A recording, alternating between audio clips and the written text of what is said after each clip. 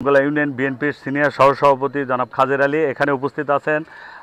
এই ওয়ার্ডের ডিলার আমাদের ননগোলা ইউনিয়ন বিএনপির সাংগঠনিক সম্পাদক জনাব আতিকুর রহমান উপস্থিত আছেন। যুবদলের ননগোলা ইউনিয়ন যুবদলের আহ্বায়ক শ্রী বিপুল কর্মকার সহ বিভিন্ন অঙ্গ সংগঠন এর নেতৃবৃন্দ এবং উপস্থিত আমার সামনে মা ও বোনেরা, সবার প্রতি আমার সালাম, আসসালামু আলাইকুম।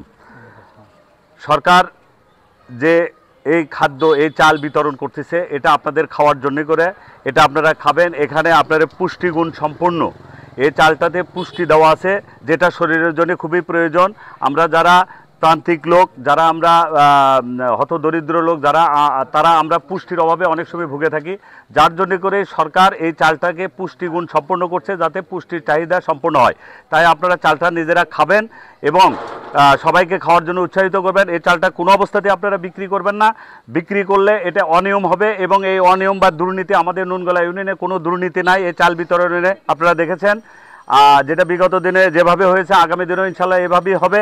আর আগামী দিনে আমরা যদি বিএনপি সরকার যদি ক্ষমতায় আসতে পারে, আপনাদেরকে আরও ব্যাপক হারে যাতে এই চাল বা এই খাদ্য কর্মসূচি এই সাধারণ লোকজনের মধ্যে দেওয়া যায়, সে ব্যাপারে আমাদের সরকার অবশ্যই উদ্যোগ গ্রহণ করবে।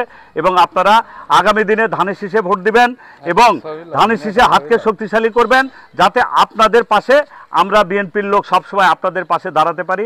এই দোয়া, এই আশায় প্রত্যাশা রেখে আমি আমার কথা বলা শেষ করছি।